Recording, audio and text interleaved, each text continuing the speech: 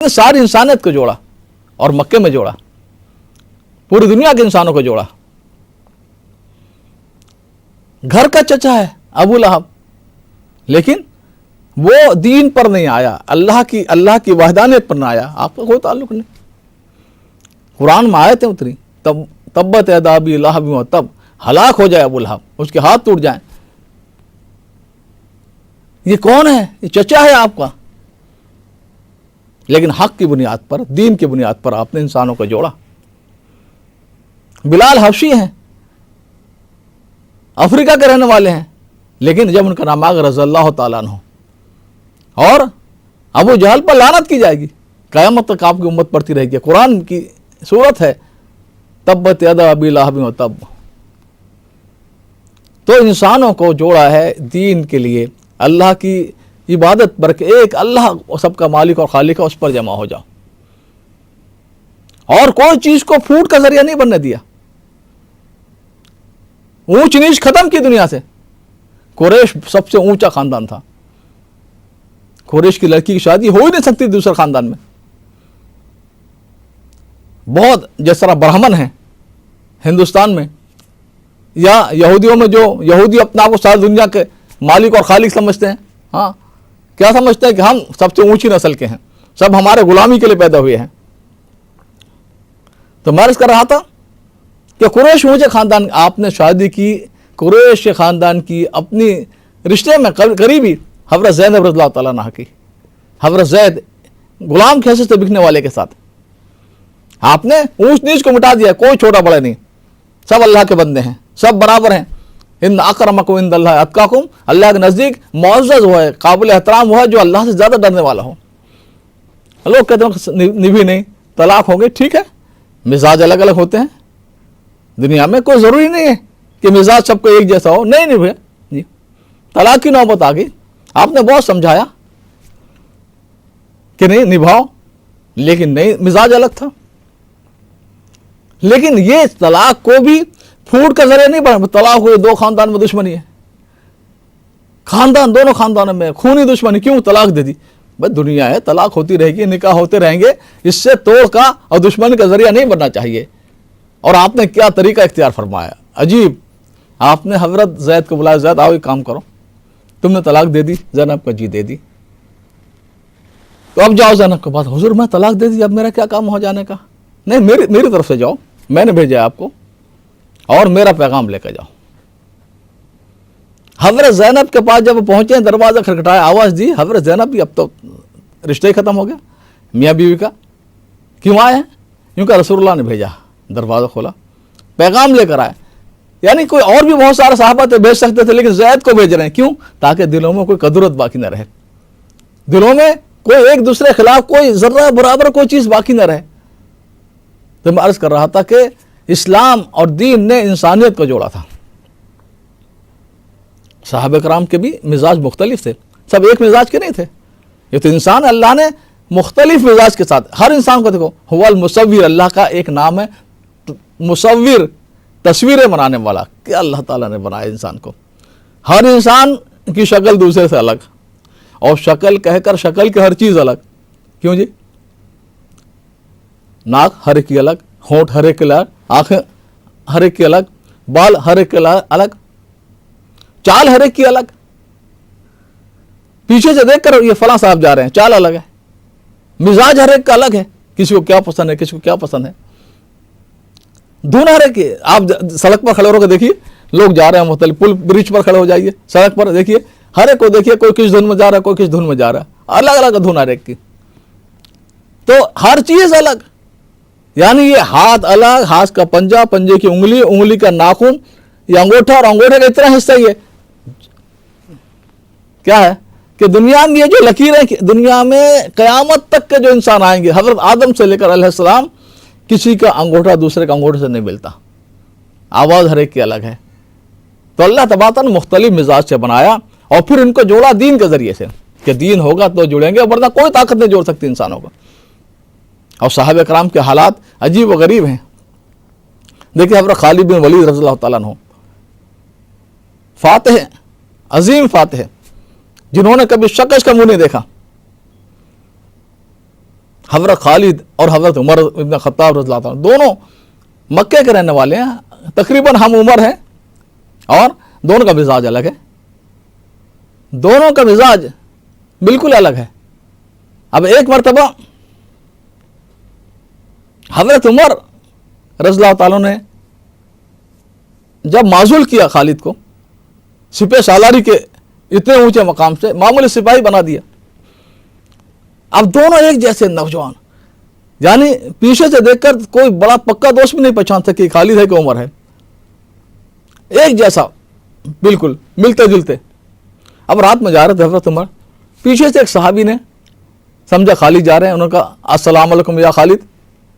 حضرت عمر ذرا چوکنا ہوئے کہ بھائی میں نے ان کو معزول کیا، ہٹا دیا سپہ سالاری کے عہدے سے، پتہ نہیں کیا کھچڑی پک رہی ہے۔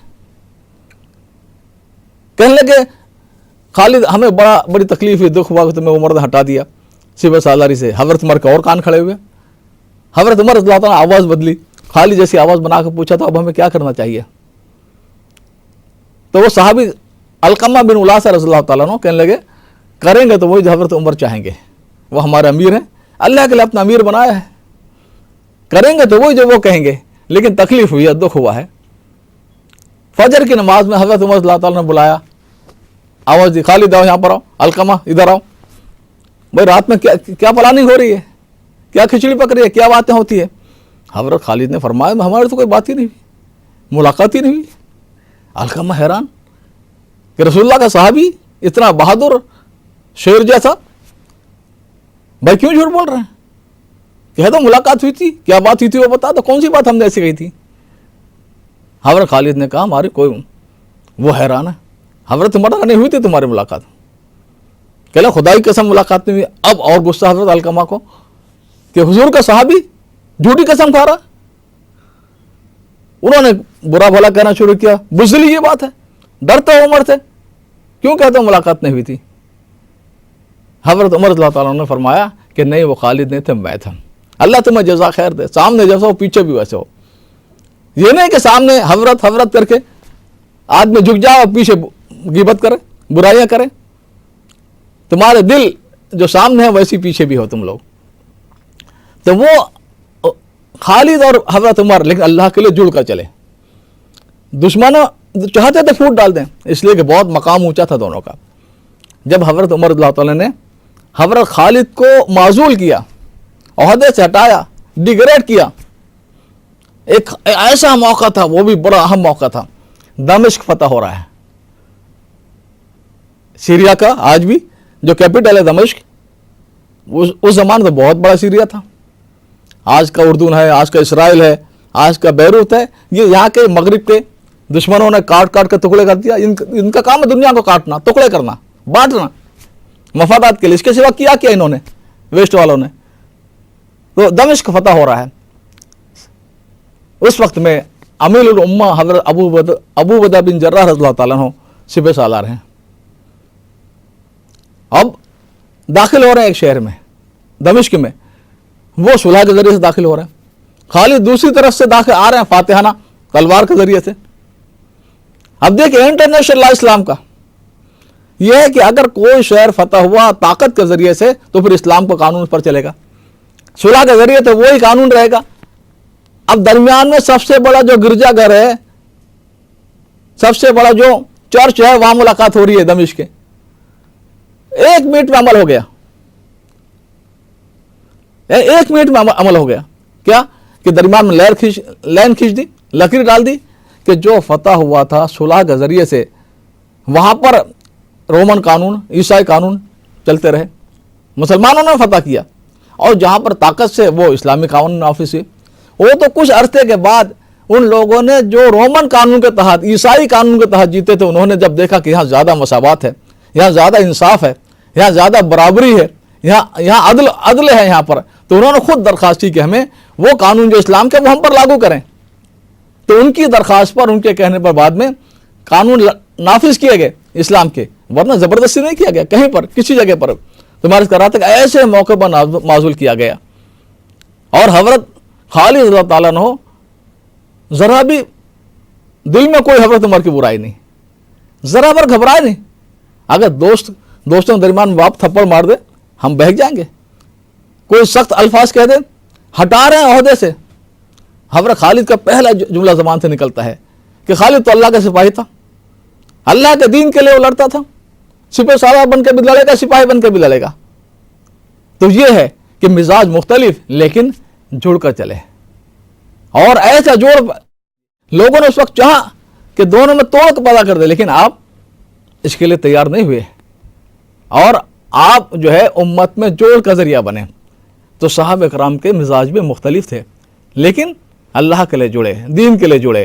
تو یہ ہمیں سیکھنا چاہیے کہ مزاج تو ہر جگہ مختلف ہوں گے, ہر ایک کا اپنا مزاج ہوگا, ہمیں جڑ کر چلنا چاہیے, توڑ کا ذریعہ نہیں بننا چاہیے.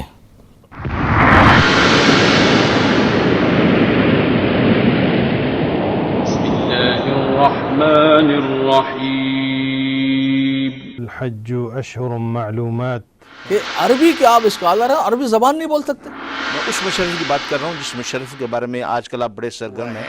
بہت سارے ایسے جناب سینیٹر یہاں پہ لندن میں جن کے کئی ملینز 100 ملین سے زیادہ تو ان کی پراپرٹی ہے. اگر یہ دو خوبیاں مسلمانوں کے اندر ہیں تو پھر تیار رہو کہ تمہارے ملک پر مسلمانوں کی حکومت ہوگی. پاکستان ایک بین الاقوامی سازش کا شکار ہے. کیوں نہ یہ خطہ زمین خود بڑا ہو کے دکھائے, اور میرا خیال میں اس کا وقت آ گیا.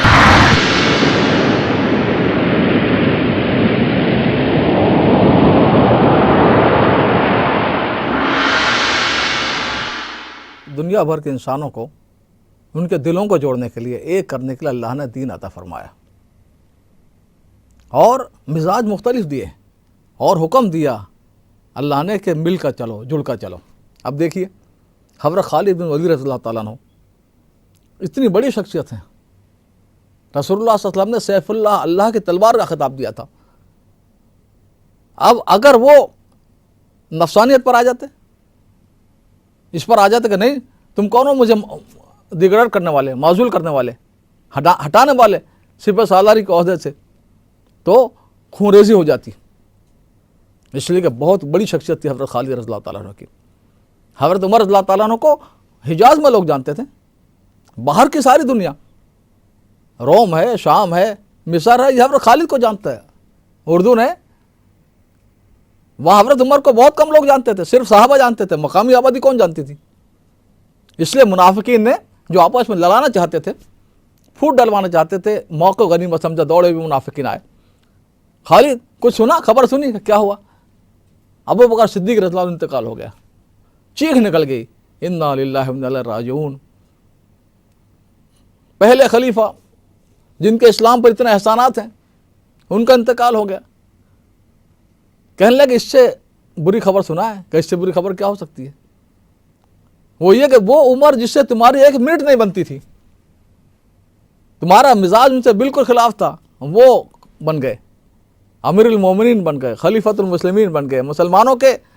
جی تو حضرت خالد نے کوئی بہکا وہ لفظ نہیں کہا, بلکہ یہ فرمایا کہ ابو بکر وہ تھے جن سے میں محبت کرتا تھا, اور عمر وہ ہیں رضی اللہ تعالیٰ عنہ جن کی محبت مجھ پر لازم کر دی گئی. اگر امت کا امیر ہے تو میرے بھی امیر ہیں.